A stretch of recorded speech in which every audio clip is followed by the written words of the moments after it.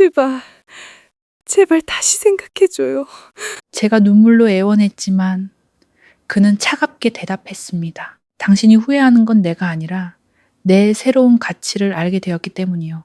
연봉 1억 5천에 잘 나가는 대기업 팀장인 저는 어머니의 강요로 월 250만 원 버는 가난한 남자와 결혼했습니다. 4년간 그를 무시하고 대릴 사위로 살게 하며 하인처럼 부렸죠. 그러던 어느 날 남편이 출근한 뒤 다시는 돌아오지 않았습니다. 남편의 회사를 찾아가 들은 충격적인 한마디. 박지은 씨는 평범한 기술자가 아닙니다. 그분은 대한민국 전체가 주시하는 천재입니다. 저는 그제야 깨달았습니다.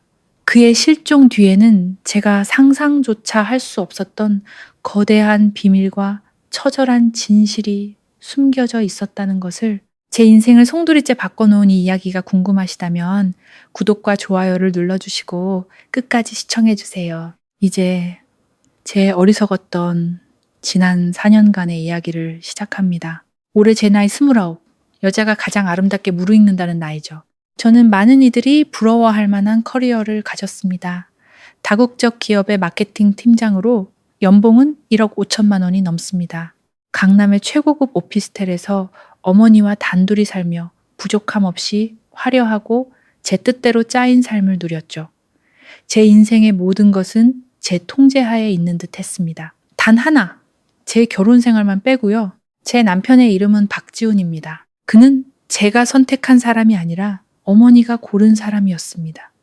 더 정확히 말하면 여러 번의 맞선이 실패로 돌아간 끝에 어머니가 낙점한 남자였죠. 4년 전 제가 25을 갓 넘겼을 때부터 어머니는 안달하기 시작했습니다. 너무 잘나고 눈이 높은 딸이 혼기를 놓칠까봐 두려워하셨죠. 그때 지훈 씨가 나타났습니다. 그는 어머니의 고향 친구 아들로 서울에 올라와 한 전자회사에서 기술직으로 일하고 있었습니다. 어머니가 그를 마음에 들어 한 이유는 그가 뛰어나거나 부유해서가 아니었습니다. 순하고 꾸밈 없는 외모, 그리고 가장 중요하게는 평범한 집안 배경 때문이었죠. 어머니는 말했습니다. 저런 남자랑 결혼해야 우리 딸이 무시당하지 않고 집안의 주도권을 잴 수 있다고요. 그 당시 저는 격렬하게 반대했습니다. 대기업 마케팅 팀장인 제가 어떻게 월급 250만 원짜리 평범한 기술자와 결혼할 수 있겠어요. 그건 제게 모욕이었습니다. 하지만 어머니는 온갖 방법을 동원하셨습니다. 우는가 하면 협박도 하셨고 말을 듣지 않으면 연을 끊겠다는 선언까지 하셨죠. 결국 저는 딱 한 가지 조건을 걸고 사랑 없는 결혼에 눈을 감고 발을 들였습니다. 지훈 씨가 대릴 사위로 들어와 우리 집에 살아야 한다는 조건이었죠. 어머니는 의기양양해 하셨습니다. 그를 대릴 사위로 들인 것이 우리 집안의 위상을 확고히 하고 그가 재산을 노리는 사람인지 시험해 볼 방법이라고 생각하셨던 겁니다. 지난 4년간 지훈 씨는 이 집에서 대릴 사위의 신분으로 살았습니다. 아니, 그보다 못했죠. 그는 집안에 파티가 있을 때 한 번도 저희와 같은 식탁에 앉아본 적이 없었고 제 친구나 사업 파트너에게 정식으로 소개된 적도 없었습니다. 저와 어머니의 눈에 그는 그저 그림자, 무급 가사 도우미, 존재감 없는 사람이었습니다. 가끔은 제가 결혼했다는 사실조차 잊어버릴 정도로요. 우리 집은 방이 3개였습니다. 제 큰 방, 어머니 방, 그리고 원래 서재였던 작은 방을 치워 지훈 씨에게 주었죠. 신혼 첫날 밤부터 저는 그에게 단호하게 말했습니다. 우린 각방 써요. 허락 없이는 절대 내 방에 들어오지 마세요. 그는 아무런 반박이나 질문 없이 그저 조용히 고개를 끄덕였습니다. 그의 놀라울 정도로 쉬운 수긍은 제 경멸을 더욱 부채질했습니다. 자존심도 주관도 없는 남자라고 생각했죠. 우리의 삶은 그렇게 극한의 냉담함 속에서 흘러갔습니다. 낮에는 일에 미친 듯이 파고들었고 수많은 회의와 출장, 화려한 파티에 참석했습니다. 저는 성공한 매력적인 싱글 여성의 이미지를 구축했습니다. 회사에서는 아무도 제가 결혼한 사실을 몰랐죠. 결혼 반지도 끼지 않았고 가족이라는 단어는 입에 올린 적도 없었습니다. 밤에 집에 돌아오면 부엌에서 분주하게 요리하는 지훈 씨의 모습만 보일 뿐이었습니다. 저녁 식사는 늘 3사람이었지만 분위기는 마치 수십 명이 앉아있는 듯 무겁게 가라앉았죠. 저와 어머니는 일 얘기, 쇼핑 얘기, 저를 따라다니는 부유한 남자들 얘기를 나눴습니다. 지훈 씨는 그저 묵묵히 밥을 먹고 조용히 설거지를 했습니다. 그는 마치 감정도 불만도 없이 프로그래밍된 기계 같았습니다. 저는 그의 일이나 친구, 고향의 가족에 대해 단 한 번도 물어본 적이 없었습니다. 관심이 없었으니까요. 마음속으로 저는 이 결혼을 일시적인 정류장 정도로 여겼습니다. 저와 어울리는 진정한 남자가 나타나기를 기다리고 있었죠. 저와 함께 성공의 정점에 설 수 있는 남자. 그때가 되면 이 평범한 기술자 따위는 내 인생에서 가차없이 차버릴 작정이었습니다. 4년 동안 저는 그런 생각, 세상의 중심은 나라는 오만함 속에서 살았습니다. 그 오만과 편협함의 대가가 얼마나 감당할 수 없을 만큼 비싼 것인지 전혀 알지 못한 채로 말입니다. 만약 누군가 지난 4년간 남편의 삶이 어땠냐고 묻는다면 저는 무미건조라는 두 단어 외에는 아무것도 대답할 수 없을 겁니다. 하지만 그가 우리 모녀를 위해 한 일을 묻는다면 아주 긴 목록을 댈 수 있죠. 매일 아침 정확히 6시 지훈 씨는 일어나 있었습니다. 그는 시장에 가서 온 가족의 아침 식사를 준비했습니다. 어머니는 위가 안 좋아서 다진 고기를 넣은 흰죽만 드셨고 저는 서양식을 좋아해서 바삭하게 구운 토스트와 반숙 계란 프라이 그리고 설탕 없는 오렌지 주스를 마셔야 했죠. 그는 단 한 번도 우리 모녀의 취향을 틀린 적이 없었습니다.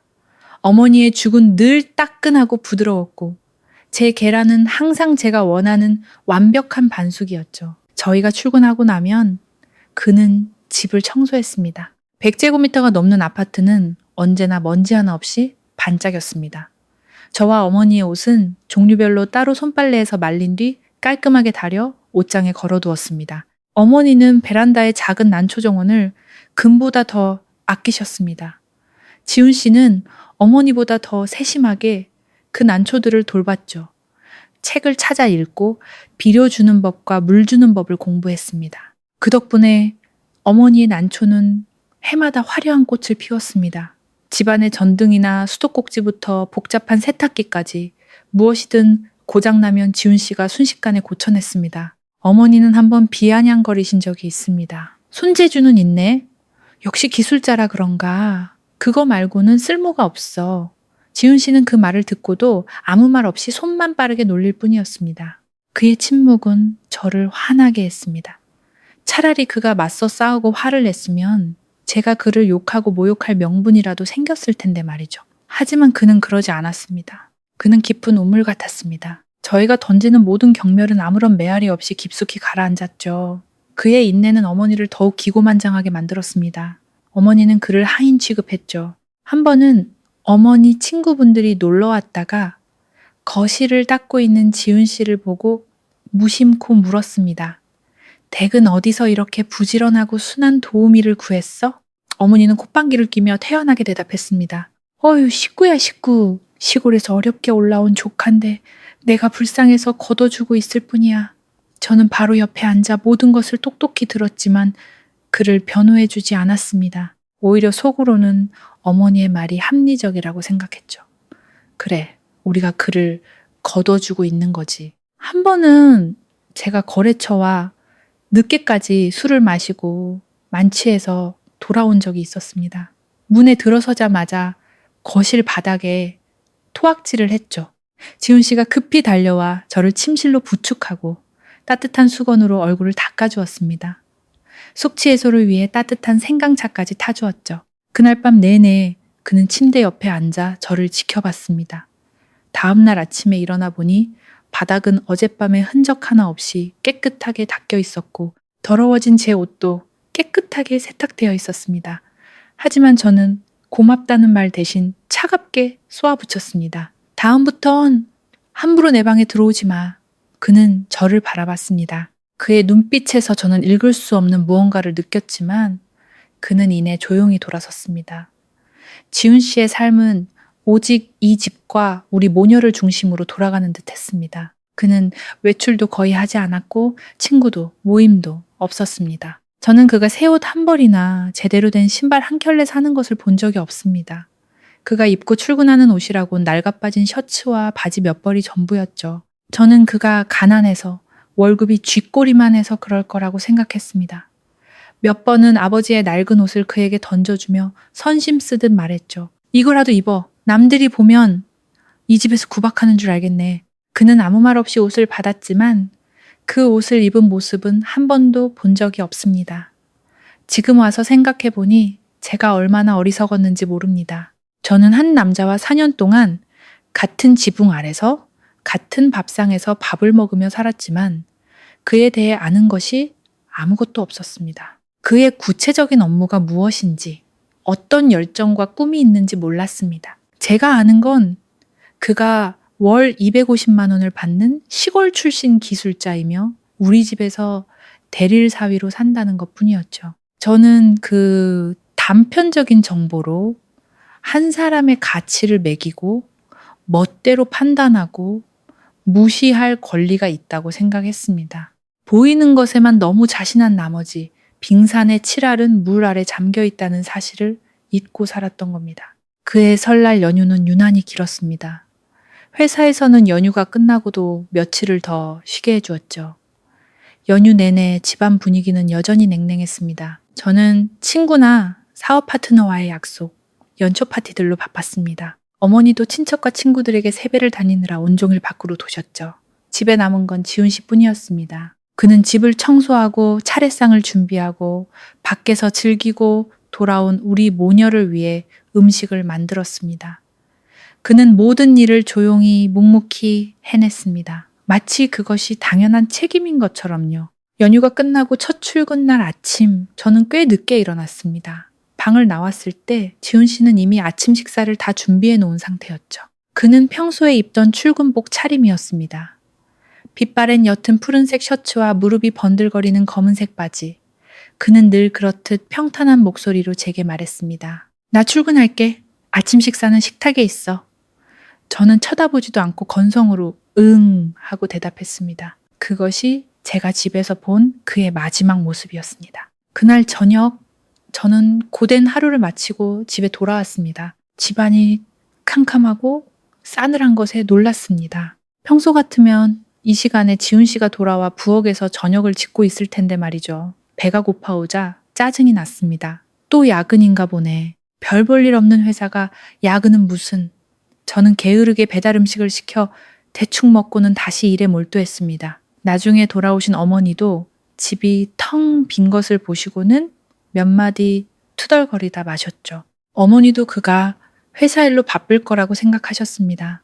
저와 어머니 모두 조금도 걱정하지 않았습니다. 그의 부재는 그저 우리의 일상에 작은 불편함을 초래했을 뿐이니까요. 하지만 다음 날도 지훈 씨는 돌아오지 않았습니다.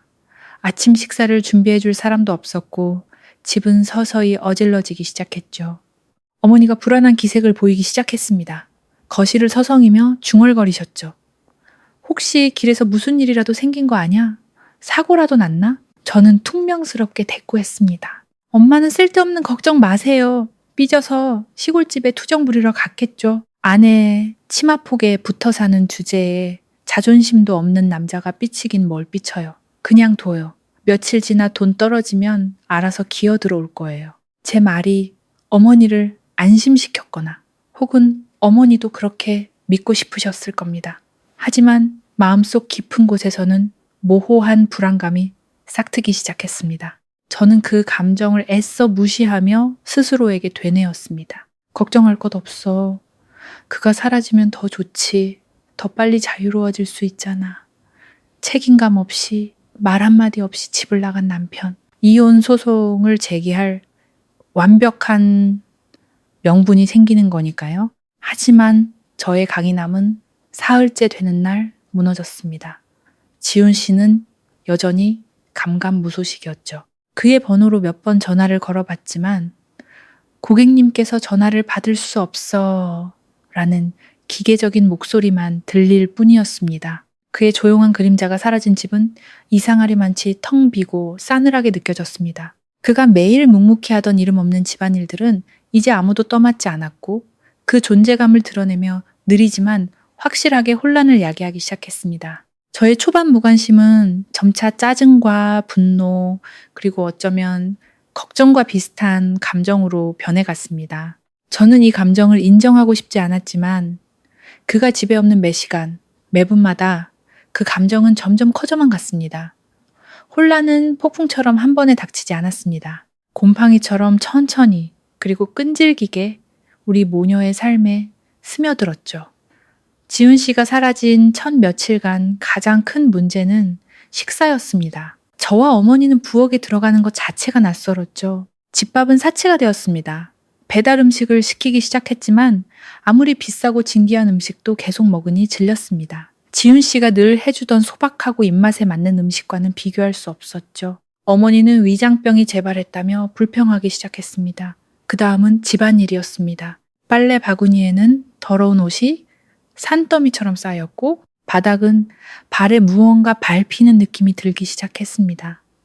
먹고 난 그릇은 아무도 씻기 싫어해 싱크대에 쌓여만 갔죠. 어머니의 난초정원은 돌보는 이가 없어 시들기 시작했습니다. 지훈 씨가 4년간 묵묵히 유지해온 모든 질서는 이제 완전히 무너졌습니다. 우리의 고급스럽고 화려했던 아파트는 돼지우리나 다름없었죠. 그날 아침 제가 서둘러 출근 준비를 하고 있을 때 욕실 보일러가 갑자기 고장 났습니다. 차가운 물줄기가 몸에 닿자 소름이 돋았죠. 저는 짜증을 내며 수건을 두르고 밖으로 나가 어머니를 불렀습니다. 어머니도 한참을 낑낑거리다 결국 포기하셨죠. 한숨을 쉬며 말씀하셨습니다. 지훈이만 있었어도 금방인데 이제 누굴 부르지? 어머니의 말이 제 안에 들끓던 분노에 불을 지폈습니다. 제 자신의 무력함에 대한 분노, 그리고 이 모든 혼란을 남기고 갑자기 사라져버린 그 남자에 대한 분노였죠. 저는 소리쳤습니다. 엄마는 왜 자꾸 그 사람 얘기를 해요? 그 사람 없으면 우리가 굶어 죽기라도 해요? 제가 수리기사 부를게요. 저는 씩씩거리며 수리업체 번호를 찾았습니다. 1시간이 거의 다 되어서야 기사가 도착했죠. 그는 잠시 살펴보더니 태연하게 말했습니다. 이거 심하게 고장났네요. 부품도 갈아야 하고 복잡합니다. 수리비도 몇십만 원은 나올 텐데요. 저는 할 말을 잃었습니다. 몇십만 원이 큰 문제는 아니었지만 예전에 이 보일러가 비슷한 문제로 고장났을 때가 기억났습니다. 지훈 씨는 낡은 공구함으로 30분 정도 뚝딱거리더니 금세 정상으로 돌려놓았었죠. 제 안의 분노는 이제 당혹감과 뒤섞였습니다. 저는 지훈 씨에게 제가 얼마나 의존하고 있었는지 깨닫기 시작했습니다. 예전에는 절대 인정하고 싶지 않았던 사실이었죠.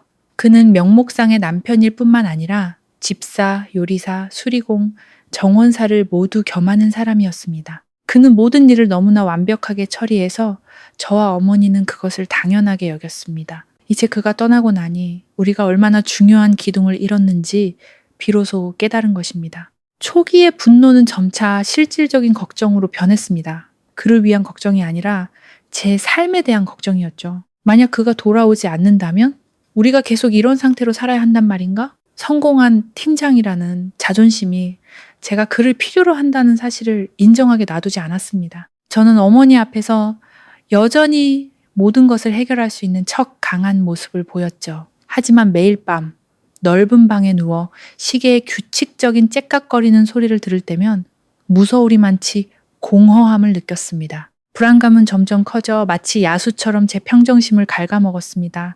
무언가 해야겠다고 생각했습니다. 이렇게 희망 없이 기다리고만 있을 수는 없었죠. 저와 어머니의 인내심은 지훈 씨가 떠난 지 닷새째 되던 날 아침 마침내 한계에 다다랐습니다. 어젯밤 거실 전등이 나갔습니다. 넓은 공간 전체가 어둠침침하고 답답한 어둠에 잠겼죠. 어머니는 테이블 모서리에 부딪혀 넘어질 뻔하셨습니다. 발을 문지르며 끝없이 불평을 쏟아내셨죠. 더는 못 참겠다. 당장 걔 회사에 전화해봐. 출근은 하는 건지 아니면 어디로 도망간 건지 알아봐. 이 일 확실하게 짚고 넘어가야 해. 어머니가 최후 통첩을 날렸습니다. 목소리는 날카로웠죠. 사실 저도 이 방법을 생각하고 있었습니다.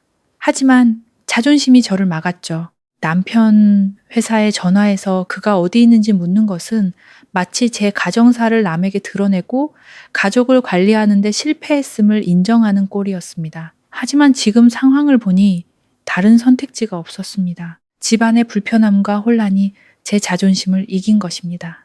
저는 방으로 들어가 문을 굳게 닫고 연락처에서 지훈 씨의 회사 번호를 찾았습니다. 결혼 준비 때 저장해두고 한 번도 걸어본 적 없는 번호였죠. 통화 버튼을 누르자 심장이 조금 빨리 뛰었습니다. 스스로에게 침착해야 한다고, 상사가 부하 직원을 확인하는 듯한 태도로 말해야 한다고 다짐했습니다. 몇 번의 신호음 끝에 젊은 여성의 목소리가 수화기 너머로 들려왔습니다. TK전자입니다. 무엇을 도와드릴까요? 저는 목소리를 가다듬고 최대한 전문적으로 보이려 애썼습니다. 안녕하세요. 저는 이서연이라고 합니다. 귀사 직원인 박지훈 씨에 대해 문의할 것이 있습니다. 기술팀 소속이시죠?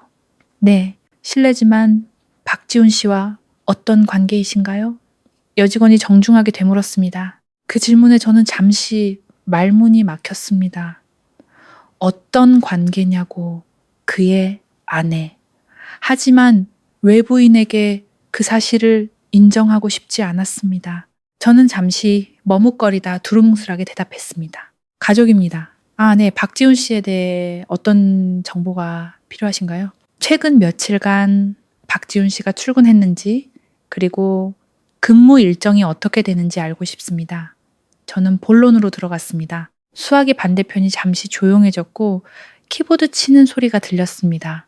이윽고 여직원이 약간 놀란 듯한 목소리로 대답했습니다. 모르셨어요? 박지훈 씨 발령 나셨는데요. 온몸이 얼어붙는 것 같았습니다. 발령? 왜 나는 이 사실을 전혀 모르고 있었지? 그는 내게 한마디도 하지 않았습니다. 어디로 발령 났나요? 언제부터요? 제 목소리는 초조해지기 시작했고 처음에 침착함을 잃었습니다. 네, 강원도에 있는 그룹 연구소로 발령 나셨어요. 발령 결정은 설 연휴 전에 이미 났고요. 연휴 끝나고부터는 여기서 근무 안 하십니다. 그 정보에 머릿속이 아찔해졌습니다. 설 연휴 전. 만약 그가 연휴 전에 이미 발령이 났다면 왜 연휴가 끝난 첫 출근날 아침에 출근복을 입고 나 출근할게 라고 말했을까? 그날 그는 어디로 갔던 걸까? 그는 내게 거짓말을 했습니다. 여직원의 말과 그날 아침 지훈 씨의 행동 사이의 모순은 저를 극도의 혼란과 의심에 빠뜨렸습니다. 수많은 질문이 머릿속을 맴돌았습니다. 왜 그는 그렇게 중요한 일을 내게 숨겨야 했을까? 외진 곳에 있는 강원도 연구소는 대체 어떤 곳일까? 좀 더 자세한 정보를 알 수 있을까요? 그의 새로운 직책이나 연락할 방법 같은 거요. 저는 더 물어보려 애썼습니다. 아, 그건 저도 잘 모릅니다. 본사에서 직접 내린 내부 발령이라 보안 사항이라고 들었어요. 저희 지사에서는 자세한 내용을 알 수 없습니다. 아주 중요한 프로젝트에 참여하러 가셨다는 것만 알고 있어요. 보안, 중요. 두 단어가 머릿속에서 맴돌았습니다. 평범한 기술자가 무슨 중요한 프로젝트를 하기에 보안까지 필요하단 말인가. 이건 말도 안 돼. 전화를 끊고 저는 의자에 멍하니 앉아 있었습니다.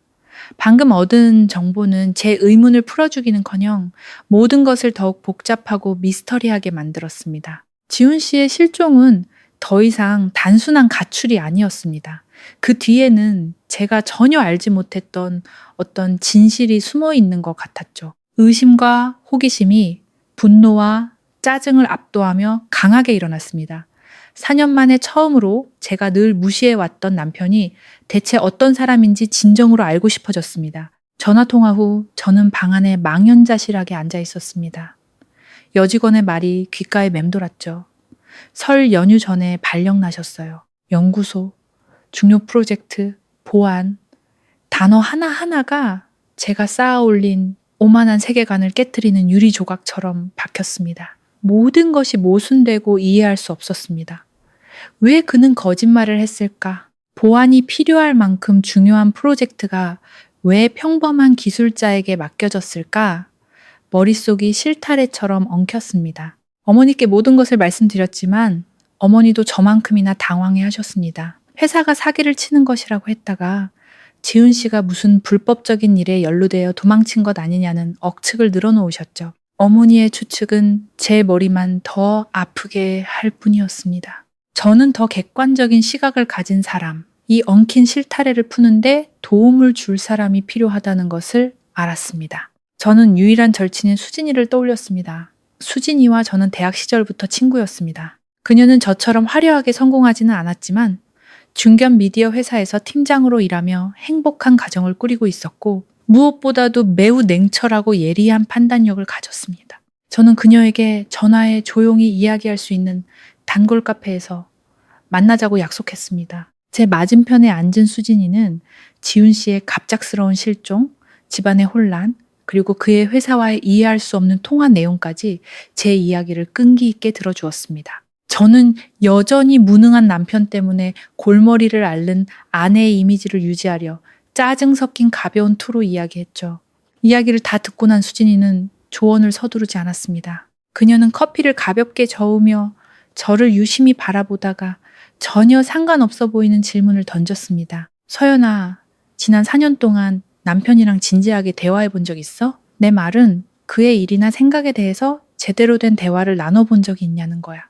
수진이의 질문에 저는 할 말을 잃었습니다. 있다고 말하려 했지만 차마 입 밖으로 낼 수 없었죠. 대화? 우리는 대화한 적이 없었습니다. 제가 명령하면 그는 따랐고 제가 비난하면 그는 침묵했습니다. 그건 대화가 아니었죠. 제 침묵을 본 수진이는 한숨을 쉬었습니다. 그녀는 천천히 또박또박 말했습니다. 서연아, 넌 지금 문제를 완전히 잘못된 방향에서 보고 있어. 넌 지훈 씨를 평범한 사람이라고 단정 지었기 때문에 그의 모든 행동이 네 눈에는 의심스럽고 어리석게 보이는 거야. 하지만 반대로 생각해봐. 그녀는 커피를 한 모금 마시고 말을 이었습니다. 연구소로 발령, 그것도 외진 곳으로 중요하고 보안이 필요한 프로젝트에 참여한다고? 이게 천재들을 위한 시나리오 같지 않아? 회사는 가장 뛰어나고 신뢰할 수 있는 인재만 그런 곳으로 보내. 네가 말하는 평범한 기술자가 무슨 가치가 있어서 회사가 그렇게까지 하겠어? 수진이의 말 한마디 한마디가 제 얼굴에 찬물을 끼얹는 것 같았습니다. 저는 이런 가능성을 단 한 번도 생각해 본 적이 없었습니다. 머릿속에서 이미 지훈 씨를 무능한 사람으로 낙인 찍었기 때문에 다른 시나리오는 상상조차 할 수 없었죠. 수진이는 분석을 이어갔습니다. 그리고 그가 출근날 아침에 내게 거짓말을 한 것. 어쩌면 거짓말을 하고 싶었던 게 아니라 사실을 말할 수 없었던 걸지도 몰라. 높은 등급의 보안 프로젝트는 보통 가장 가까운 가족에게조차 정보 유출을 엄격하게 금지하거든. 출근한다는 말은 규정을 위반하지 않으면서 그 순간 너를 의심하게 만들지 않을 유일한 방법이었을 거야. 그리고 그가 너와 어머니의 무시를 4년 동안 묵묵히 견딘 것. 수진이는 제 눈을 똑바로 쳐다봤습니다. 그 눈빛은 조금 엄격했죠. 어쩌면 그가 나약해서가 아니라 그런 말들을 중요하게 생각하지 않았기 때문일 수도 있어. 진정으로 뛰어난 사람들은 자신만의 내면 세계가 있어. 자신의 가치가 어디에 있는지 알지. 겉으로 보이는 물질적인 것들로 하는 평가는 그들에게 그저 스쳐 지나가는 바람 같은 것일지도 몰라. 혹시 네 남편이 평범한 게 아니라 너의 시각이 평범했던 건 아닐까 하고 생각해 본 적 있어? 수진이의 마지막 말은 제 자존심에 큰 망치질을 하는 것 같았습니다. 저는 아무런 반박도 할 수 없었습니다. 제 인생에서 누군가 제 시각이 평범하다고 말한 것은 처음이었습니다. 저는 늘 제 똑똑함과 예리함을 자랑스러워했죠. 하지만 수진이의 말을 듣고 나니 저는 우물한 개구리처럼 오만이라는 좁은 우물 입구로만 세상을 봐왔다는 생각이 들었습니다. 수진이와의 대화가 문제를 해결해 주진 않았지만 제가 감히 상상조차 해보지 못했던 가설의 세계로 가는 문을 열어주었습니다. 남편이 제가 생각하던 그런 사람이 아닐지도 모른다는 세계로 말이죠. 저는 수진이를 만나고 무거운 머리로 집에 돌아왔습니다. 그녀의 말이 계속해서 제 마음속을 파고들었고 지난 4년의 결혼 생활을 완전히 다른 렌즈로 되돌아보게 만들었죠. 저는 몇 년 만에 처음으로 명령하거나 비난하기 위함이 아닌 목적으로 지훈 씨의 방에 들어갔습니다. 작은 방은 소박하게 꾸며져 있었지만 놀라울 정도로 깔끔하고 정돈되어 있었습니다. 모든 것이 제자리에 놓여 있었죠. 제 시선은 방구석에 놓인 작은 책장에 멈췄습니다. 예전에는 그가 읽는 책들에 전혀 관심을 두지 않았습니다. 기술자라면 낡은 전공 서적이나 싸구려 오락소설이나 읽을 거라고 생각했죠. 하지만 지금 자세히 보니 저는 놀라지 않을 수 없었습니다.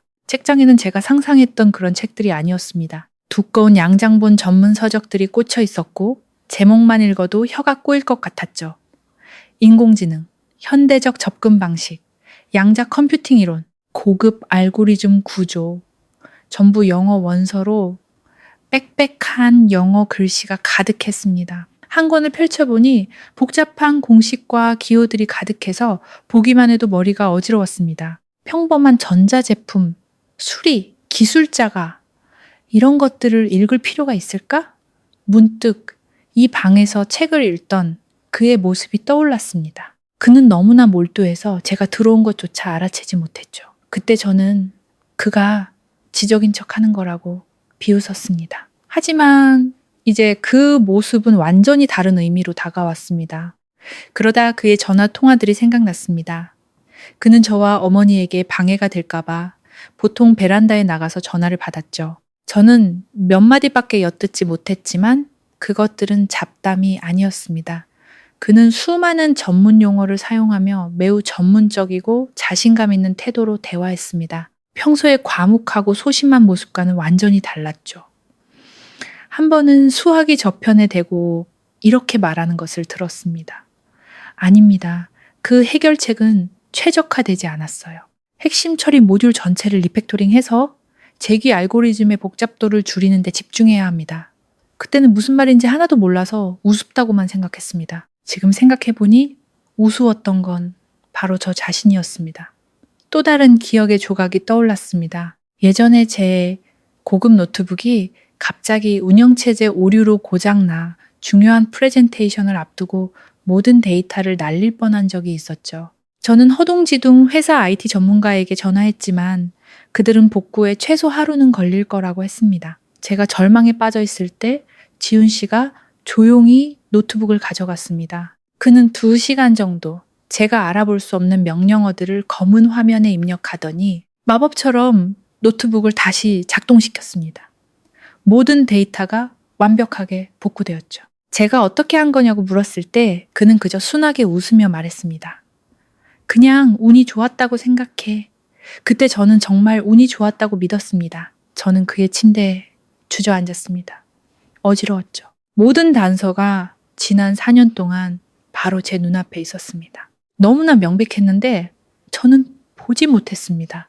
아니, 보기를 거부했죠. 오만과 편견이 제 눈을 가려 제가 만들어낸 지훈 씨의 이미지, 즉 평범한 학력과 직업을 가진 시골 출신 남자라는 이미지에만 집착하게 만들었습니다. 저는 떨리는 손으로 스마트폰을 열어 그의 SNS에 들어갔습니다. 그는 글을 거의 올리지 않았고 1년의 풍경 사진 몇 장이 전부였습니다.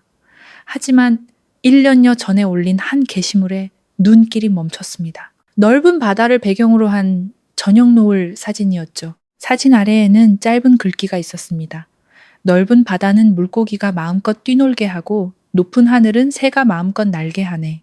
예전에 이 글을 봤다면 분명 유치하다고 비웃었을 겁니다. 하지만 지금 이 상황에서 다시 읽으니 그것은 마치 억눌린 자유를 갈망하는 깊은 한숨처럼 느껴졌습니다. 혹시 이 집, 이 결혼이 그를 가둔 새장이었고 그의 떠남은 자신만의 넓은 바다와 높은 하늘을 찾아 나선 것이었을까? 저는 이 남자에 대해 아무것도 몰랐다는 것을 깨달았습니다.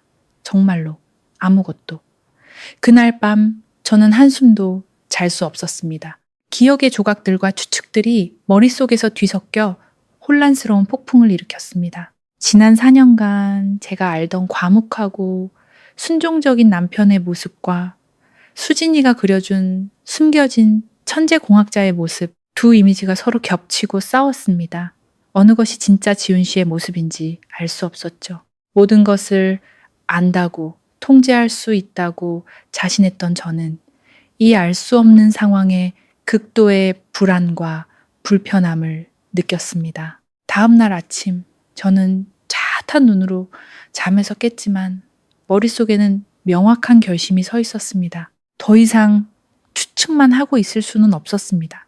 이 모호함 속에서 단 하루도 더 살 수 없었죠. 저는 진실을 찾아야 했습니다. 지훈 씨라는 사람의 진실, 그의 일의 진실, 그리고 그가 왜 그렇게 조용히 떠났는지에 대한 진실을요. 저는 거울 앞에 서서 제 모습을 비췄습니다. 얼굴은 피곤했지만 눈빛은 결의에 차 있었죠. 더 이상 지훈 씨가 초래한 불편함 때문에 화가 나지 않았습니다. 대신 남편이라 불렀던 그 남자에 대한 전례 없는 호기심과 강한 충동이 일었죠. 그것은 사랑이나 관심에서 비롯된 것이 아니라 상처받은 제 자존심에서 비롯된 것이었습니다. 어떻게 제가 그렇게 오랜 시간 동안 속아왔거나 더 나쁘게는 스스로를 속여왔다는 사실을 받아들일 수 있겠어요. 저는 오늘 하루 쉬기로 결정했습니다. 비서에게 전화해 집안에 급한 일이 생겼다고 말하고 모든 약속을 취소했습니다.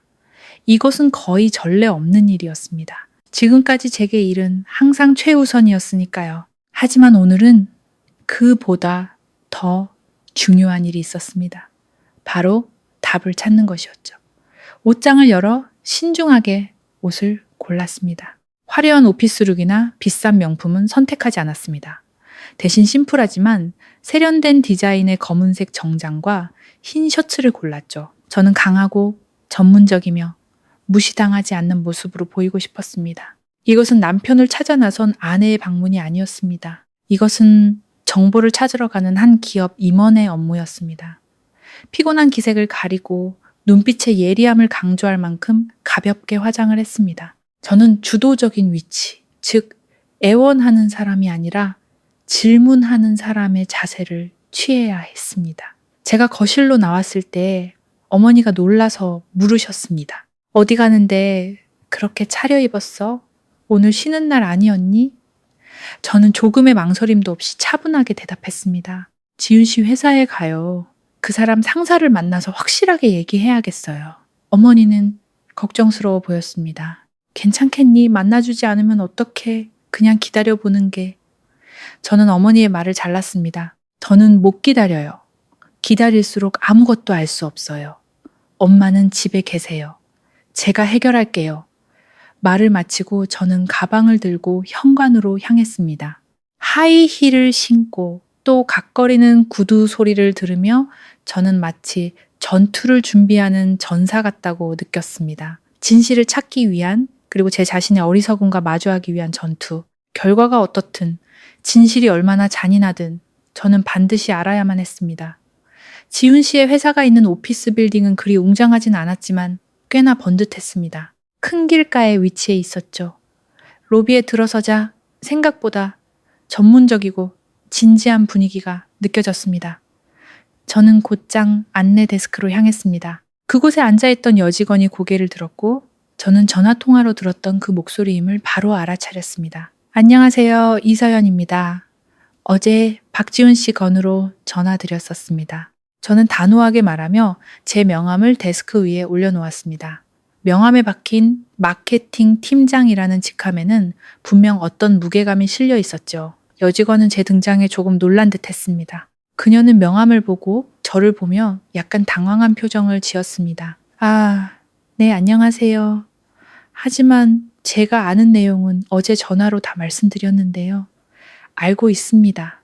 제가 대답했습니다. 목소리는 여전히 침착했지만 위압감이 실려 있었죠. 하지만 어제 한 말을 다시 들으러 온 게 아닙니다. 박지훈 씨의 직속 상사를 만나야겠습니다. 책임 있는 분과 명확히 해야 할 문제가 있습니다. 저의 단호하고 전문적인 태도는 분명 여직원을 당황하게 만들었습니다. 그녀는 우물쭈물했습니다. 네, 하지만 박지훈 씨 부장님은 지금 회의 중이신데요. 상관없습니다. 기다릴 수 있어요.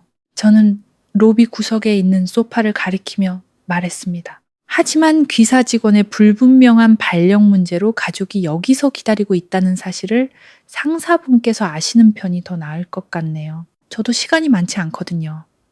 제 말은 부드러우면서도 위협적이었습니다. 여직원의 얼굴이 살짝 창백해졌습니다.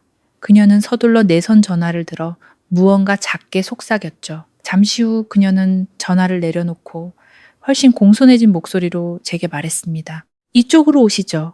김 부장님께서 뵙겠다고 하십니다. 그녀는 저를 긴 복도를 따라 안내했습니다. 연구개발팀이라는 팻말이 붙은 방 앞에 도착해서 그녀는 문을 두드리고 저를 위해 문을 열어주었습니다. 안에는 40대 중반으로 보이는 남자가 있었습니다. 키가 크고 안경을 썼으며 매우 지적인 인상이었죠. 그는 제가 들어서는 것을 보고 자리에서 일어났습니다. 안녕하십니까, 이서연 팀장님. 앉으시죠. 저는 지훈 씨의 팀장인 김동현입니다. 그는 말했습니다. 목소리는 차분하고 정중했죠. 그는 방구석에 있는 작은 회의용 테이블을 가리켰습니다.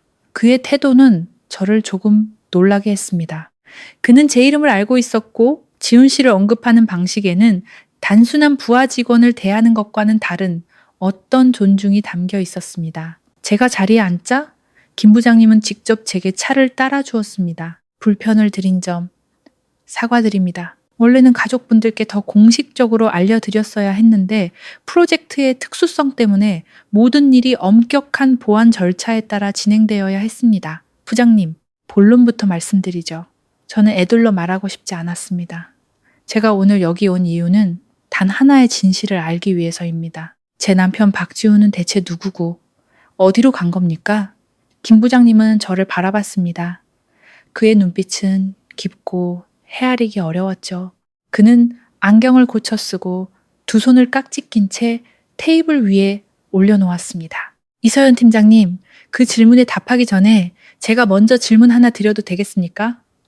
지난 4년간 함께 사시면서 남편분이 어떤 사람이라고 생각하셨습니까? 그의 질문은 제 아픈 곳을 찌르는 작은 칼날 같았습니다. 저는 대답할 말을 찾지 못해 침묵했습니다. 지금 제 머릿속에 있는 유일한 대답은 모른다는 것이었고 그 사실이 저를 너무나 부끄럽게 만들었기 때문입니다. 제가 침묵하자. 김 부장님은 조용히 한숨을 쉬었습니다. 마치 제 대답을 이미 예상했다는 듯이요. 그는 창밖을 바라보며 긴 이야기를 회상하는 듯 먼 곳을 응시했습니다. 이 팀장님 지훈 씨는 평범한 기술자가 아닙니다. 그는 천천히 그리고 명확하게 이야기를 시작했습니다. 그 친구는 6년 전 카이스트 정보통신공학과를 수석으로 졸업한 직후 우리 회사에 입사했습니다. 처음에는 다른 사람들처럼 평범한 개발자였죠. 하지만 입사 6개월 만에 우리는 그 친구가 원석이라는 걸 알아챘습니다. 저는 심장이 더 빨리 뛰는 것을 느끼며 귀를 기울였습니다. 카이스트 수석 졸업, 왜 나는 전혀 몰랐을까? 김 부장님은 흥분과 자부심이 섞인 목소리로 말을 이었습니다. 지훈 씨의 사고방식은 동년배들을 훨씬 뛰어넘었습니다. 우리 팀 전체가 포기했던 가장 복잡한 알고리즘 문제들을 해결해내는 능력이 있었죠. 약 2년 전, 우리 그룹은 핵심 제품의 빅데이터 처리 알고리즘 최적화라는 난제에 부딪혔습니다. 수백만 달러를 투자하고 외국 전문가까지 고용했지만 돌파구를 찾지 못했죠. 프로젝트는 거의 좌초될 위기였습니다. 그는 잠시 말을 멈추고 차를 한 모금 마신 뒤 저를 똑바로 바라봤습니다. 모두가 거의 포기했을 때 지훈 씨가 혼자서 완전히 새로운 접근법을 찾아냈습니다. 그 친구는 스스로 획기적인 알고리즘을 구축하고 증명해냈죠. 그건 단순히 문제를 해결한 수준이 아니라 시스템 성능을 10배 이상 향상시켰습니다. 그 친구의 발견 덕분에 우리 그룹은 연구개발 비용 수천억 원을 절약했고 시장에서 절대적인 경쟁 우위를 확보하게 되었습니다. 머리가 윙윙거렸습니다. 수천억 원. 제가 늘 무능하고 빌부터 산다고 욕했던 그 남자가 그렇게 엄청난 가치를 창출한 사람이었다니. 저는 제 귀를 믿을 수 없었습니다. 너무나 허무맹랑하고 비현실적이었죠. 그럼 월급 250만 원은 대체 뭐죠? 저는 어리석은 질문을 던졌습니다. 그것은 제가 기존의 인식을 지키기 위해 붙잡을 수 있는 유일한 지푸라기였습니다. 김 부장님은 가볍게 웃었습니다. 그 웃음에는 약간의 동정이 섞여 있었죠. 그건 그 친구가 서울지사와 계약한 기본급입니다. 그것도 지훈 씨 본인의 요구였어요. 주목받고 싶지 않다고 했거든요. 프로젝트 보너스, 우선주, 그리고 그 친구 같은 최고 수준의 전문가에게 지급되는 다른 모든 수입은 해외 본사에서 직접 지급됩니다. 정확한 액수는 저도 모르지만 지금 팀장님께서 사시는 아파트 몇 채는 살 수 있는 금액이라고 말씀드릴 수 있습니다. 온몸이 차갑게 식었습니다. 모든 것이 눈앞에서 무너져 내리는 것 같았죠. 지난 4년간 그에게 퍼부었던 오만, 경멸, 모욕적인 말들이 날카로운 칼날이 되어 제 심장을 후벼 파는 듯 했습니다. 저와 어머니는 그가 벌어온 돈으로 그 집에서 살고 어쩌면 그 돈을 쓰면서도 계속해서 그를 경멸하고 무시했던 것입니다. 이보다 더한 어리석음은 없을 겁니다. 지훈 씨는 천재입니다. 김 부장님은 결론을 내렸습니다. 하지만 침묵하는 천재죠. 절대 자랑하거나 요구하는 법이 없었습니다. 그저 자신이 열정을 가진 연구에 집중하고 싶어 했을 뿐입니다. 우리는 그 친구의 요청에 따라 그의 진짜 신분을 숨겨주었고 그 사생활을 존중했습니다. 그는 의미심장한 눈빛으로 저를 바라봤습니다. 어쩌면 우리가 그의 사생활을 너무 존중했는지도 모르겠습니다. 4년간 함께 산 아내인 팀장님조차 아무것도 모를 정도로 말이죠. 김 부장님의 말에는 비난의 의도가 없었지만 지금 제게는 뺨을 맞는 것보다 더 아프게 느껴졌습니다. 저는 의자에 꼼짝 않고 앉아 있었습니다. 주위의 모든 소리가 사라지고 오직 김 부장님의 말만이 제 마음속 구석구석을 파고들며 울리는 것 같았죠. 천재, 카이스트 수석, 수천억, 막대한 수입. 이 개념들은 제 기억 속 과묵한 남편의 이미지와는 전혀 연결될 수 없는 너무나 낯선 것들이었습니다. 제 얼굴이 창백해진 것을 본 김 부장님은 더 진지한 목소리로 말을 이었습니다. 오늘 제가 팀장님께 이 사실들을 말씀드리는 것은 가정사에 개입하려는 것이 아닙니다. 지훈 씨가 떠난 진짜 이유를 아실 권리가 있다고 생각하기 때문입니다. 그는 제가 방금 받은 충격을 소화할 시간을 주려는 듯 잠시 말을 멈췄습니다. 그 프로젝트 성공 이후 지훈 씨의 재능은 그룹 최고 위층의 인정을 받았습니다. 동시에 몇몇 국가기관의 주목도 받게 되었죠. 몇 달 전 그 친구는 국가 차원의 핵심 기술 프로젝트에 참여할 인물로 지명되었습니다. 이것은 대한민국의 안보와 미래 기술 발전에 큰 영향을 미칠 전략적인 프로젝트입니다. 국가 프로젝트. 이야기의 규모는 제 상상을 훨씬 뛰어넘었습니다. 사소한 가정사에서 시작된 일이 이제는 제가 감히 상상도 해본 적 없는 거대한 문제와 관련되어 있었습니다. 이 프로젝트는 강원도에 격리된 연구센터에서 진행되며 엄격하게 보호됩니다. 김 부장님은 설명했습니다. 참여하는 모든 구성원은 철저한 심사를 거쳐 선발된 최고의 전문가들입니다. 그리고 극비 프로젝트이기 때문에 모두가 특별 보안 서약서에 서명해야 했습니다. 그는 저를 똑바로 보며 한 글자 한 글자 힘주어 말했습니다. 지훈 씨는 6년 기한의 서약서에 서명해야 했습니다. 그 6년 동안 그 친구는 프로젝트 구역 내에서만 생활하고 일해야 하며 개인 통신 장비 사용 금지, 외부 세계와의 접촉 금지, 그리고 가족을 포함한 누구에게도 어떠한 정보도 절대 누설해서는 안 됩니다. 모든 서신과 연락은 통제됩니다. 이것은 매우 큰 희생이지만 프로젝트와 참여자들의 안전을 보장하기 위한 필수적인 요구 조건입니다. 6년, 그 숫자는 또 다른 망치처럼 제 머리를 내리쳤습니다. 6년간 연락도 만남도 없이 그것은 그의 실종이 일시적인 것이 아니라는 의미였습니다. 이미 예정된 이별이었던 거죠. 우리가 결혼했던 시간보다도 더 긴 이별. 그럼 왜 연휴 다음 날 아침에 출근한다고 말한 거죠? 저는 떨리는 목소리로 물었습니다. 그것이 지금 제 머릿속에 남은 마지막 의문이었습니다. 김 부장님은 제 질문을 이해했다는 듯 부드럽게 고개를 끄덕였습니다. 원래 일정대로라면 그 친구는 연휴 다음 날 연구센터에 도착해야 했습니다. 발령과 모든 절차는 연휴 전에 이미 끝났었죠. 그날 아침은 아마 그 친구가 자신을 위해 남겨둔 시간이었을 겁니다. 자신이 살던 곳을 마지막으로 돌아보고 싶었을지도 모르죠. 저도 확실히는 모르지만 그것이 말없는 작별 인사였다고 생각합니다. 그 친구가 팀장님께 사실을 말할 수 없었던 이유는 그렇게 하면 첫 순간부터 보안 서약을 위반하는 것이 되기 때문입니다. 말없는 작별 인사. 그 말이 제 가슴을 둔하게 찔렀습니다. 그날 아침 그는 문 앞에서 평소처럼 아무렇지 않은 목소리로 나 출근할게라고 말했죠.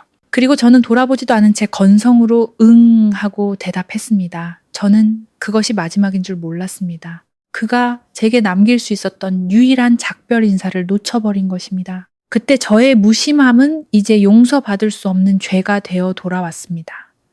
제가 어떻게 지훈 씨의 회사를 나와 집으로 운전해 돌아왔는지 기억나지 않습니다. 주변의 모든 것이 흐릿하고 잿빛으로 보였죠. 매일 지나던 익숙한 길이 낯설게 느껴졌습니다.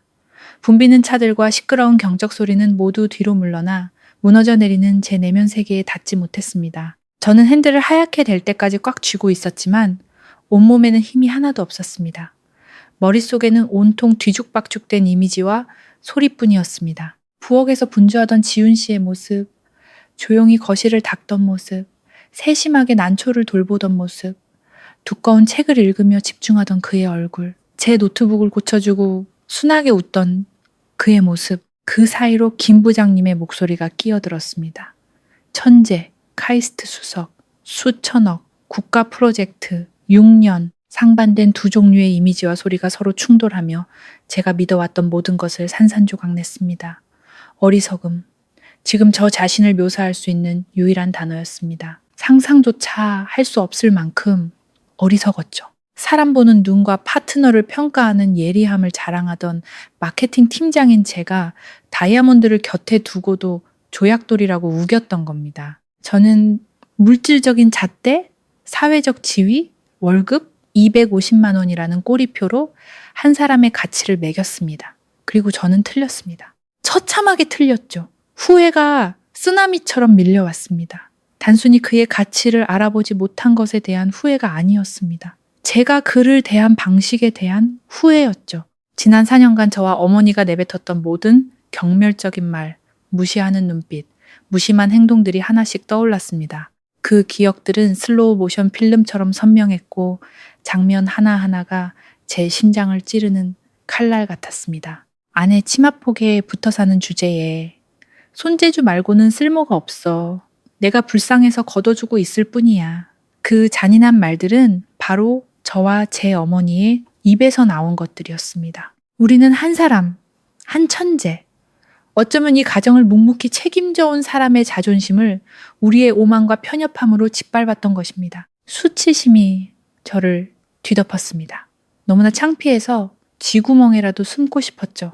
그는 어떻게 그 모든 것을 견뎠을까? 왜 한 번도 저항하지 않았을까? 혹시 그의 침묵은 나약함이 아니라 저의 속물적인 작은 세계에 대한 깊은 경멸은 아니었을까? 차가 아파트 주차장에 멈췄습니다. 저는 차 안에서 오랫동안 가만히 앉아 있었습니다. 밖으로 나가고 싶지 않았고 현실과 마주하고 싶지 않았죠. 한때 저의 안식처였던 저 위의 집이 이제는 제가 그 남자에게 돌이킬 수 없는 상처를 입힌 범죄 현장처럼 느껴졌습니다. 가슴속 통증이 점점 더 선명해졌습니다. 격렬하진 않았지만 수천 개의 작은 바늘이 제 심장을 찌르는 것처럼 끈질기게 아파왔습니다. 이것이 제가 치러야 할 대가이며 이제 겨우 시작일 뿐이라는 것을 알았습니다.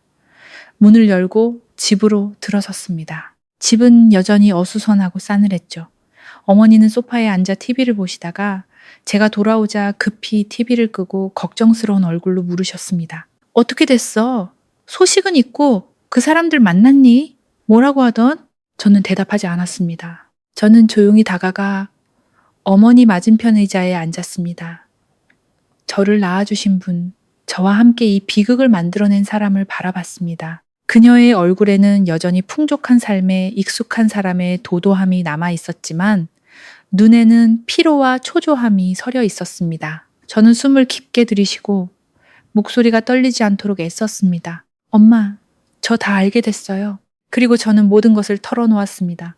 김 부장님의 말을 하나도 빠짐없이 전했죠. 지훈 씨가 카이스트 수석이었다는 것, 수천억 원 가치의 알고리즘을 발명했다는 것, 그의 진짜 수입, 그리고 국가 프로젝트와 6년간의 보안 서약에 대해서도요. 제 목소리는 마치 실패한 사업 보고를 하는 것처럼 담담하고 무감정했습니다. 하지만 한마디 한마디 내뱉을 때마다 제 가슴을 베는 것 같았죠. 어머니는 제 말을 들으며 안색이 계속 변했습니다. 놀라움은 곧 극도의 경악으로 바뀌었죠. 눈은 커지고 입은 벌어졌지만 아무 말도 하지 못했습니다. 제가 지훈 씨의 막대한 수입에 대해 말했을 때 어머니의 두 손이 떨리기 시작했습니다. 그리고 제가 6년간의 보안 서약과 그의 말없는 작별 인사에 대해 이야기했을 때 어머니의 얼굴은 핏기 하나 없이 하얘졌습니다. 제 이야기가 끝났을 때 방 전체는 무서운 침묵에 잠겼습니다. 어머니는 돌처럼 굳어앉아 있었죠. 한참 후에야 겨우 목소리를 내셨습니다. 목소리는 쉬고 떨렸죠. 아니야, 그럴 리가 없어. 너 지금 농담하는 거지? 그 박지훈이, 그 평범한 기술자 녀석이. 농담 아니에요, 엄마. 저는 씁쓸하게 대답했습니다. 그게 진실이에요. 우리가 4년 동안 애써 외면했던 진실. 세상에. 어머니는 비명을 지르며 머리를 감쌌습니다. 온몸이 떨렸죠. 그럼 그동안 이 집을 먹여 살린 게 그 애였을 수도 있겠네. 어머니의 질문은 저도 생각하고 있던 것이었습니다. 지훈 씨의 수입이 그렇게 막대했다면 그는 그 돈을 어디에 썼을까? 그는 쇼핑도 유흥도 즐기지 않았고 그의 부모님은 여전히 소박하게 사시니 시골집에 많은 돈을 보내지도 않았을 겁니다. 아마도 그는 그 돈으로 이 집의 비싼 생활비, 제가 사는 명품, 어머니의 호화로운 여행 경비를 조용히 감당했을 가능성이 높았습니다. 그 생각은 우리의 수치심을 몇 배로 증폭시켰습니다. 우리는 그를 무시했을 뿐만 아니라 우리가 가장 경멸했던 바로 그 사람에게 기생하며 살았던 것입니다. 어머니가 울기 시작했습니다. 후회와 수치심으로 가득 찬 흐느낌이었죠. 평생 강하고 도도했던 어머니가 그렇게 무너지는 모습은 처음이었습니다. 어머니는 울면서 자신의 가슴을 쳤습니다. 세상에 내가 무슨 짓을 한 거야. 내가 걔한테 어떻게 대한 거냐고. 나는 정말 눈뜬 장님이었어. 내가 내 손으로 굴러 들어온 복을 걷어찬 거야. 저는 우는 어머니를 보며 가슴이 찢어지는 것 같았습니다. 하지만 저는 울 수 없었습니다. 눈물은 이미 말라버렸고 끝없는 고통과 공허함만 남았죠. 어머니는 굴러 들어온 복을 걷어찼다고 후회했습니다. 그렇다면 나는 무엇을 후회하는 걸까? 그의 가치 때문일까? 아니면 내가 정말로 잘못했기 때문일까? 이 순간조차 저는 확신할 수 없었습니다. 우리 모녀는 그렇게 자책과 번민에 잠겨 앉아 있었습니다. 진실은 드러났지만 그것은 해방감을 가져다 주기는커녕 뒤늦은 후회라는 깊은 심연을 열어젖혔을 뿐이었습니다. 그날 이후 우리 모녀의 삶은 완전히 바뀌었습니다. 더 이상 불평이나 비난은 없었고 대신 집안 전체를 무거운 침묵이 짓눌렀습니다. 지훈 씨에 대한 진실은 우리 자신의 추악함, 이기심, 편협함을 비추는 거대한 거울 같아서 서로의 얼굴을 차마 똑바로 쳐다볼 수 없게 만들었죠. 하지만 침묵은 아무것도 해결해주지 않았습니다. 일상의 혼란은 계속되었고 우리를 현실과 마주하게 만들었죠. 계속 배달 음식으로만 살 수도 집을 쓰레기장으로 만들 수도 없었습니다. 어느 날 아침 저는 일찍 일어나 부엌으로 들어갔습니다. 낯선 주방 도구들을 보며 수백만 달러짜리 계약을 협상하는 것보다 더 어렵게 느껴졌습니다. 저는 가장 간단한 것부터 시작하기로 했습니다. 어머니를 위해 죽을 끓이는 것이었죠. 인터넷에서 레시피를 찾아 쌀과 물로 씨름했습니다. 처음 끓인 죽은 탔고 두 번째는 물처럼 묽었습니다. 어머니는 한 숟가락 드셔보시고는 아무 말도 안 하셨지만 삼키기 힘들다는 것을 알 수 있었죠. 하지만 어머니는 조용히 그 죽 한 그릇을 다 비우셨습니다. 예전에는 절대 있을 수 없는 행동이었죠. 그리고 저는 집안 청소를 배우기 시작했습니다. 바닥을 닦고 화장실을 청소하고 빨래를 했습니다. 예전에는 하찮다고 여겼던 일들이 이제는 제 기력을 소진시켰죠. 키보드를 치고 서류에 서명하는 데만 익숙했던 제 손은 거칠어지고 아파왔습니다. 한 번은 세탁기 사용법을 몰라 한참을 헤매다 결국 고객센터에 전화해서 물어봐야 했습니다. 수화기 너머의 직원은 분명 저를 이상한 사람이라고 생각했을 겁니다. 어머니도 변하셨습니다. 더 이상 TV를 보거나 친구들과 수다를 떨러 다니지 않으셨죠. 저를 도와 집안일을 하기 시작했습니다. 시들어버린 난초 정원을 다시 가꾸기 위해 베란다에서 서툴게 애쓰셨고 간단한 요리도 배우기 시작하셨죠. 예전에는 지훈 씨의 그림자만 있던 부엌이 이제는 우리 모녀가 서툴게 삶의 가장 기본적인 교훈을 배우는 장소가 되었습니다. 하지만 이 정도로는 부족하다는 것을 알았습니다. 이것은 지훈 씨가 채워주었던 육체적 필요에 대한 보상일 뿐이었죠. 그의 정신세계, 즉 원서와 복잡한 알고리즘의 세계에는 아직 닿지도 못했습니다. 어느 날 저녁, 정리를 마친 후 저는 지훈 씨의 방으로 들어갔습니다. 그의 책상에 앉아 그의 전문 서적 중 하나인 인공지능, 현대적 접근 방식을 조심스럽게 집어들었죠. 한 장 한 장 넘기며 읽어보려 했지만 전문 용어가 가득한 영어와 복잡한 수학 공식들은 제게 아무나 다름없었습니다. 저는 아무것도 이해할 수 없었죠. 무력감이 밀려왔습니다. 저와 그의 사이의 거리는 단순히 삶의 태도 차이가 아니라 지식과 시야의 깊은 심연이었던 것입니다. 그는 논리와 위대한 아이디어의 세계에 살았고 저는 매출 수치와 허황된 사교관계의 세계에 잠겨 있었습니다. 하지만 저는 포기하지 않았습니다. 그의 세계를 이해해야겠다고 결심했죠. 가장 기본적인 것부터 시작했습니다. 초보자를 위한 컴퓨터 과학 온라인 강좌를 신청했고 인공지능과 프로그래밍 입문서를 샀습니다. 낮에는 일하고 밤에는 책을 읽고 공부에 매달렸죠. 낯선 개념들과 씨름하며 밤늦게까지 깨어있는 날이 많았습니다. 제가 이 모든 것을 하는 것은 그가 돌아와 용서해 주기를 바라서가 아니었습니다. 그것이 불가능하다는 것을 알았죠. 저는 이것을 속죄의 여정, 그의 진짜 모습에 더 가까이 다가가기 위한 뒤늦은 노력으로 여겼습니다. 적어도 제가 그를 영원히 잃은 후에라도 노력했다는 것을 스스로에게 말해주고 싶었습니다. 시간은 흘러 제가 진실을 알게 된 지 4개월이 지났습니다. 저와 어머니의 삶은 새로운 궤도에 들어섰습니다. 조용한 참회의 궤도였죠. 집은 더 이상 어수선하지 않았지만 그의 손길이 닿았을 때만큼 깔끔할 수는 없었습니다. 매일의 식사는 풍성하지 않았지만 우리 모녀가 서툰 손으로 직접 준비해 정갈했습니다. 저는 여전히 회사에 다녔지만 퇴근 후 무의미한 유흥에 빠지지 않았습니다. 대신 집으로 돌아와 기술 관련 서적과 온라인 강의에 시간을 쏟았죠.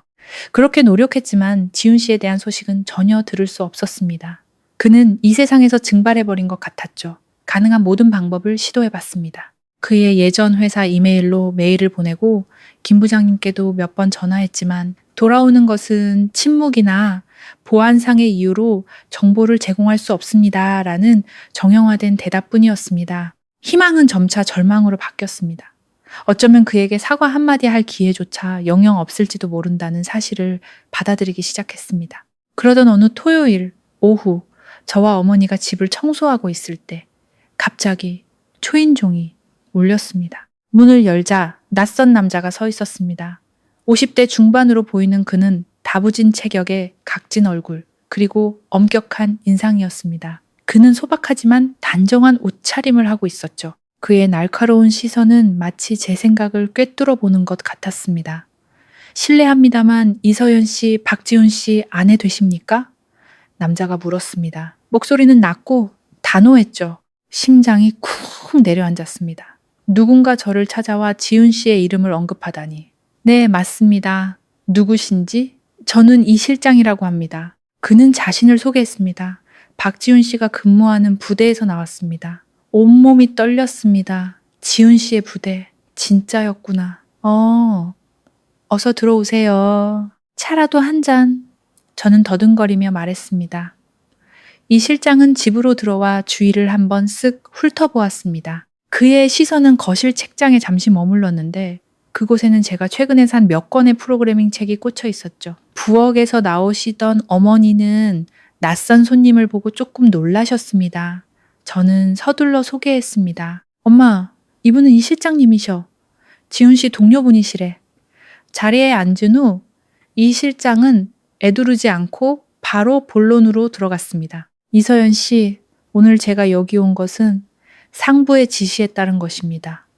지난 시간 동안 저희는 이쪽에서 여러 차례 연락을 시도한 것을 파악했습니다. 규정상 박지훈 씨는 현재 특수 임무 수행 중이며 모든 외부 연락은 차단된 상태입니다. 하지만 여전히 법적인 아내이시기 때문에 저희는 그의 업무와 심리에 영향을 미칠 수 있는 요소가 없는지 몇 가지 사항을 확인해야 할 책임이 있습니다. 그의 말은 진지하고 공무적이었습니다.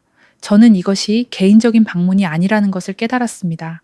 그들은 확인하고 조사하러 온 것이었죠. 제가 지훈 씨나 그 극비 프로젝트에 영향을 줄 만한 행동을 할까봐 우려하는 것이었습니다.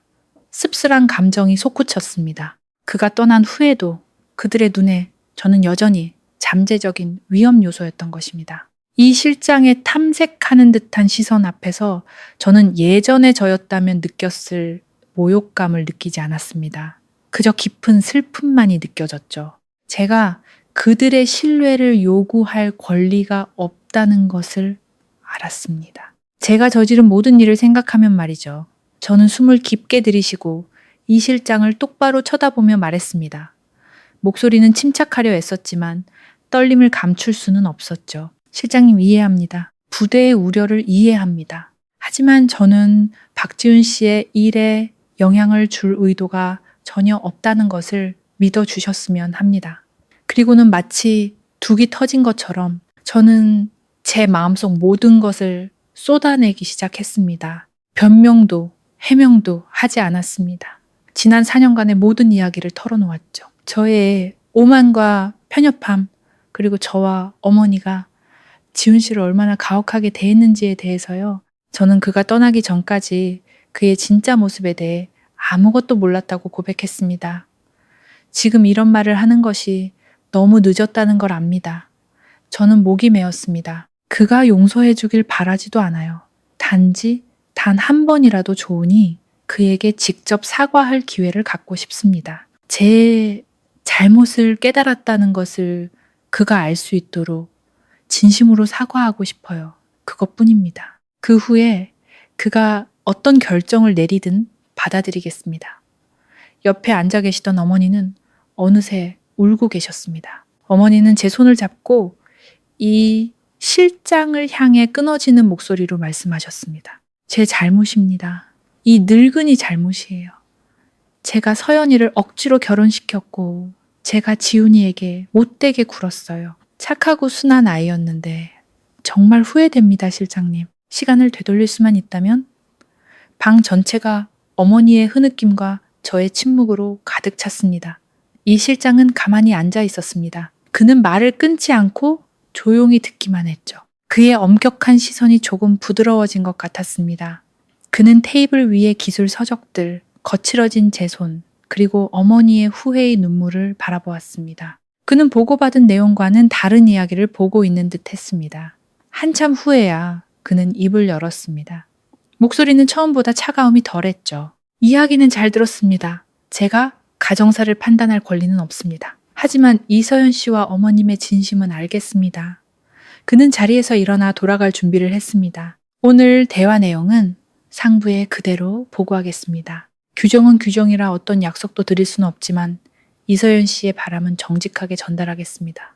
문을 나서기 전 그는 멈춰서서 한마디 덧붙였습니다. 박지훈 씨는 국가의 귀중한 자산이지만 그 이전에 한 사람의 인간입니다. 저희는 저희 요원들이 항상 튼튼하고 안정적인 후방을 가지길 바랍니다. 이해해 주시길 바랍니다. 문이 닫혔습니다. 저와 어머니는 방 안에 남겨져 복잡한 감정에 휩싸였습니다. 이 실장의 말은 아무것도 약속하지 않았지만 제 마음에 희미한 희망의 빛을 심어주었습니다. 어쩌면 기적이 일어날지도 모른다는 희망을요. 한 달 후, 이 실장과의 만남 이후 시간은 애타는 기다림 속에서 흘러갔습니다. 매일 희망과 실망을 오갔죠. 초인종 소리나 낯선 전화벨이 울릴 때마다 심장이 철렁했지만 아무 일도 일어나지 않았습니다. 이 실장이 심어준 희망의 불씨는 점점 사그라들었죠.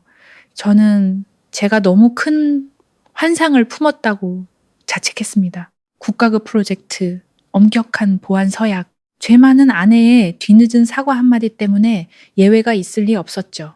거의 포기할 무렵 한 달 전, 그날과 같은 오후에 이 실장이 다시 나타났습니다. 여전히 엄격한 모습이었지만 이번에는 그의 눈빛에서 무언가 다른 점을 느꼈습니다. 이서연 씨, 그는 자리에 앉은 후 말했습니다. 상부의 결정을 통보하러 왔습니다. 심장이 멎는 것 같았습니다.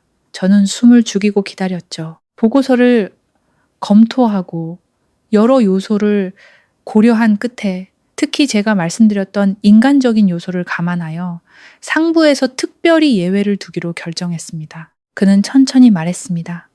박지훈 씨와 만날 기회를 드리겠습니다. 저는 제 귀를 믿을 수 없었습니다. 더듬거리며 되물었죠. 정말? 정말입니까? 네, 사실입니다. 이 실장은 고개를 끄덕였습니다. 하지만 만남에는 매우 엄격한 조건이 따릅니다. 시간은 정확히 2시간입니다. 지정된 장소로 이동하게 될 것이며 저희의 모든 지시를 따라야 합니다. 가기 전에 또 다른 보안 서약서에 서명해야 합니다. 그곳에서 보고 듣는 모든 것을 누구에게도 절대 누설해서는 안 됩니다. 동의하십니까? 동의합니다. 전부 동의합니다. 저는 서둘러 대답했습니다. 눈물이 쏟아지기 직전이었죠. 2시간. 단 2시간이지만 지금 제게는 세상 그 무엇보다 소중했습니다. 이 실장은 제게 서류철과 펜을 건넸습니다. 서약서입니다. 자세히 읽고 서명하십시오. 저는 읽을 필요도 없었습니다. 떨리는 손으로 페이지마다 제 이름을 서명했죠. 이 2시간의 대가는 또 다른 법적 구속이었지만 조금도 망설이지 않았습니다. 준비하십시오. 이 실장은 서류를 돌려받으며 말했습니다. 모레 새벽에 차가 데리러 올 겁니다. 전자기기는 절대 소지하지 마시고 필요한 개인 물품만 챙기십시오. 그는 저를 엄청난 기쁨과 불안감 속에 남겨두고 떠났습니다. 저는 기뻐서 울음이 터졌습니다. 마침내 기회가 온 것입니다. 하지만 곧바로 혼란이 밀려왔습니다. 그에게 무슨 말을 해야 할까? 어디서부터 시작해야 할까? 4년간의 상처에 사과 한마디로 충분할까? 저는 옷장 앞에 서서 제 화려한 옷들을 보며 낯설게 느꼈습니다. 그를 만나러 무슨 옷을 입어야 할까? 화려한 드레스를 입고 내가 여전히 잘 살고 있음을 보여줘야 할까? 아니면 소박한 옷으로 뉘우침을 표현해야 할까? 모든 것이 혼란스러웠습니다. 제가 가장 두려워하는 것은 그가 용서하지 않는 것이 아니라 막상 그의 앞에 섰을 때 제 진심을 다 전하지 못하는 것이라는 걸 깨달았습니다. 그날 새벽 저는 아직 날이 채 밝기도 전에 잠에서 깼습니다. 밤새 한숨도 자지 못했죠. 저는 가장 소박한 옷을 골랐습니다. 흰 셔츠와 베이지색 바지, 화장도 하지 않고 머리만 단정하게 묶었습니다. 저는 그가 오만한 팀장의 껍데기가 아닌 지금의 제 진짜 모습을 보길 바랐습니다. 약속된 시간에 번호판 없는 검은색 차가 아파트 앞에 섰습니다. 조수석에는 이 실장이 앉아 있었죠. 저는 그에게 인사하고 조용히 뒷좌석에 앉았습니다.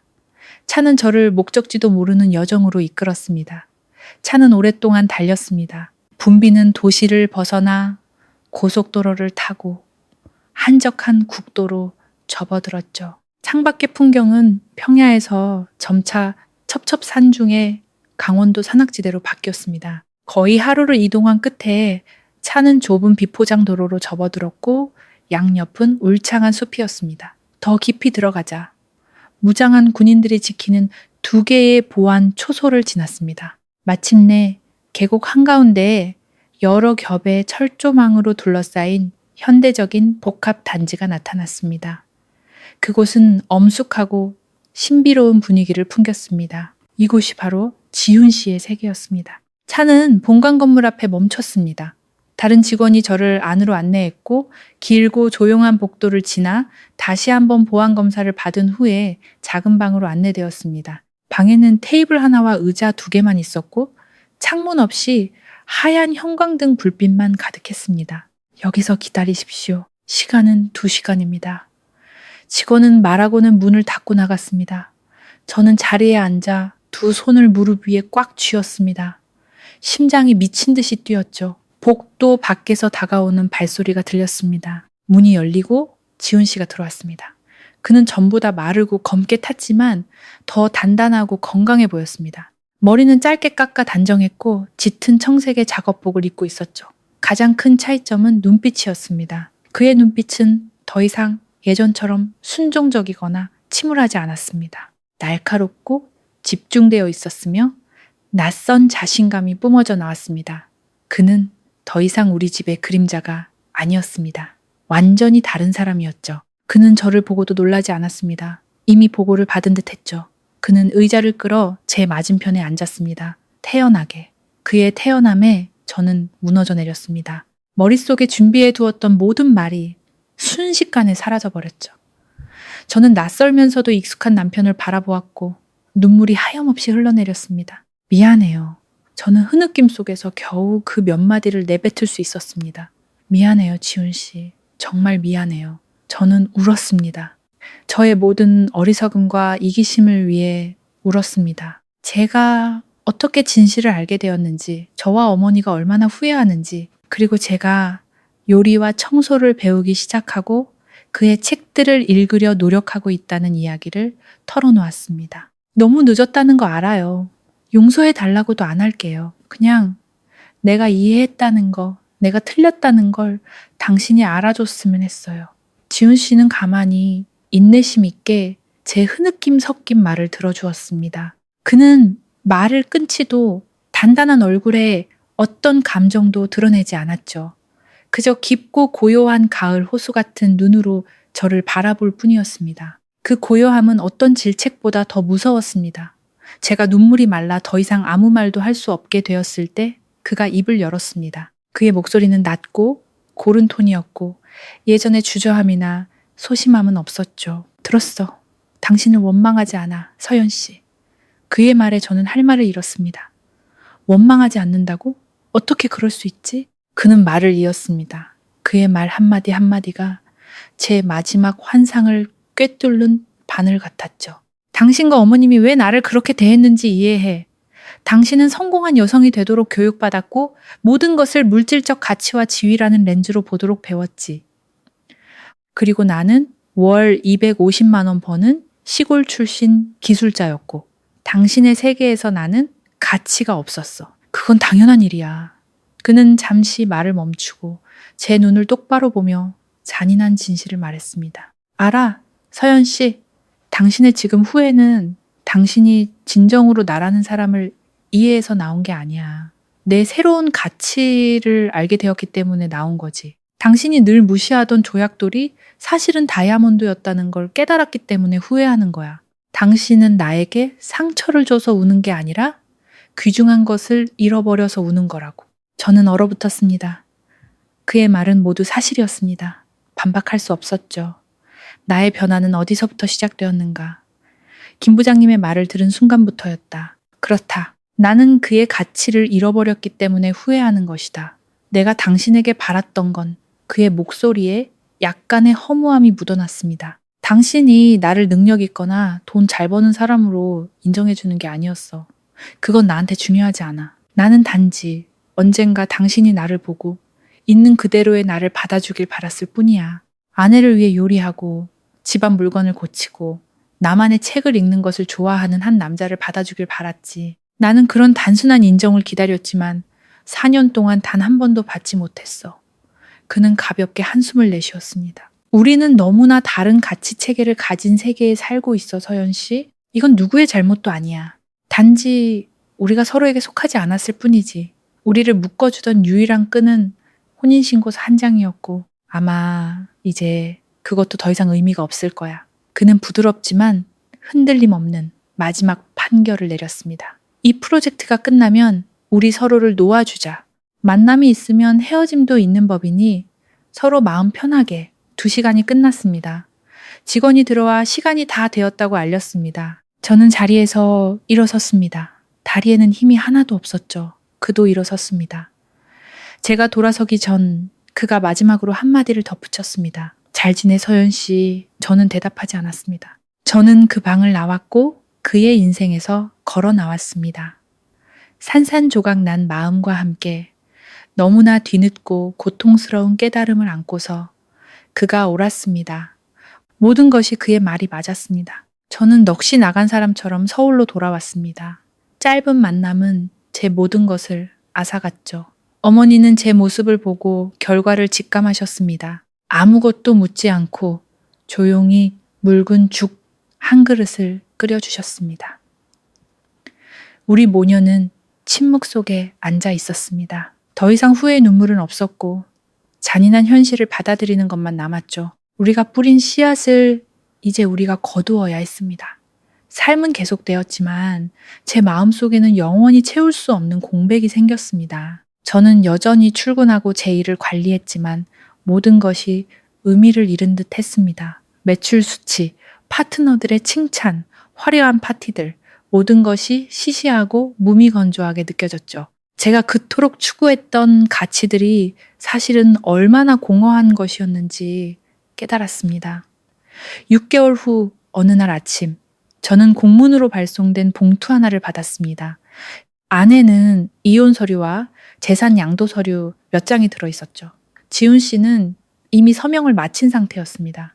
그는 어떤 재산 분할도 요구하지 않았습니다. 우리가 살고 있는 아파트, 제가 타고 다니는 차, 은행 예금, 심지어 김 부장님이 말했던 그의 회사 주식까지 그는 모든 것을 제게 남겼습니다. 그는 빈손으로 떠나며 모든 것을 깨끗하고 단호하게 끊어냈습니다. 그것은 그의 세계와 제 세계의 차이를 보여주는 마지막 행동이었습니다. 그는 그런 것들이 필요 없었던 것입니다. 저는 펜을 들었습니다. 손은 조금도 떨리지 않았죠. 이혼 서류에 제 이름을 서명했습니다. 한 번의 서명으로 4년의 결혼 생활이 제 인생의 큰 실수가 끝났습니다. 그날 이후 저는 혼자 살았습니다. 어머니도 한동안 힘들어 하시다 친척들이 있는 고향으로 내려가셨습니다. 그곳에서 마음의 평안을 찾고 싶다고 하셨죠. 저는 잡지 않았습니다. 넓은 아파트에는 이제 저 혼자뿐이었습니다. 가끔 저녁이면 저는 여전히 그의 방에 들어가 그가 남기고 간 책들을 읽습니다. 저는 아직도 배우고 있습니다. 기술을 이해하기 위해서가 아니라 제가 그토록 단호하게 거부했던 한 세계를 이해하기 위해서 저는 제 어리석음에 대한 너무나 비싼 대가를 치렀습니다. 저는 가장 귀한 남자, 가장 조용한 사랑과 관용을 손에 쥐고 있었습니다. 하지만 저의 오만과 무지 때문에 그것을 제 손으로 내던져 버렸습니다. 진정한 사랑은 겉으로 보이는 화려한 가치에 있는 것이 아니라 서로의 진짜 모습을 이해하고 존중하고 받아들이는 데서 온다는 것을 저는 그것을 깨달았지만 너무나 늦어버렸습니다.